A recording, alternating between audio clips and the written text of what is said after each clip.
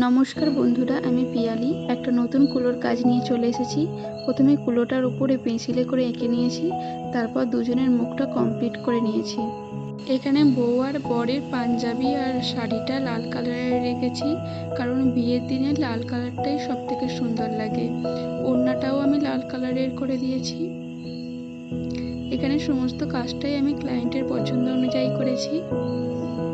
যদি আমার কাজ আপনাদের ভালো লেগে থাকে, please like, share and subscribe করে দিও, আর পাশে থাকা বেল আইকনটি ক্লিক করে দিও, যাতে আমার ভিডিও খুব তাড়াতাড়ি তোমরা দেখতে পাও। এখানে হলুদ কালার দিয়ে জুয়েলারিগুলো করেছি, যাতে গোল্ডেন টাইপের লাগে।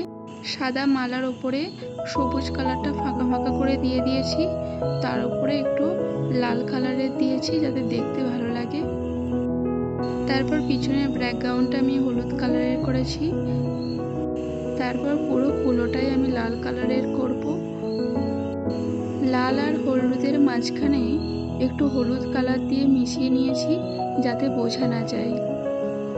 তারপর শাড়ি আর পাঞ্জাবির ডিজাইনগুলো হলুদ কালারের করেছি। এখানেও হলুদ কালারটা আমি গোল্ডেন কালার হিসেবে ব্যবহার করেছি। শাড়িতেও আমি একটু হলুদ কালার দিয়ে ডিজাইন করে নিচ্ছি।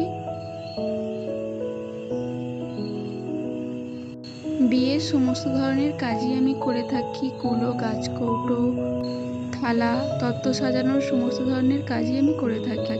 এছাড়া অনেকেই জানে আমি একজন মেকআপ আর্টিস্ট, তাই ফাঁকা টাইমগুলোতে আমি হাতের কাজ করে থাকি। এখানে গলাতে আমি একটা চেন টাইপের করে দিয়েছি, যাতে দেখতে ভালো লাগে। তারপর সাদা কালারের টোপর করে তার উপরে একটু অ্যাশ কালার দিয়ে ডিজাইনগুলো করেছি, যাতে ডিজাইনগুলো দেখতে পাওয়া যায়।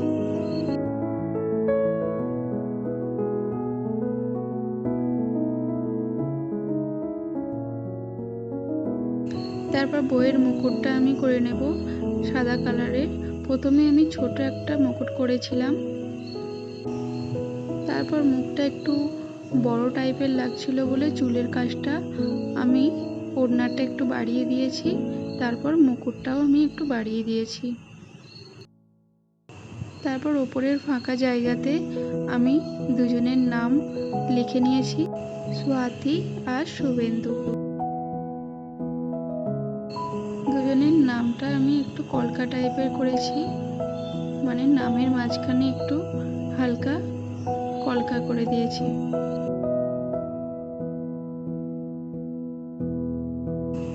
তারপর সাইডে একটু সাদা কালার দিয়ে একটু ঝোলা টাইপের ডিজাইন করে দিয়েছি,